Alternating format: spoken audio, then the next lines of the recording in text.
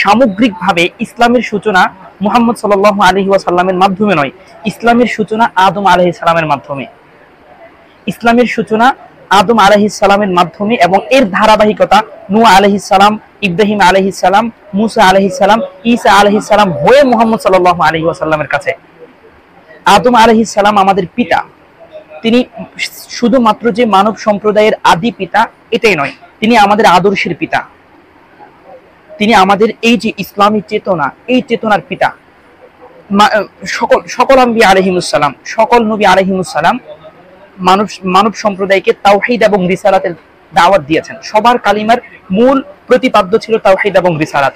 বাকি সেই সময়, সেই সমাজ এবং সেই সময় এবং সমাজের মানুষগুলো সেই প্রেক্ষাপটের আলোকে শরিয়া ভিন্ন ছিল, নিয়ম নীতি ভিন্ন ছিল।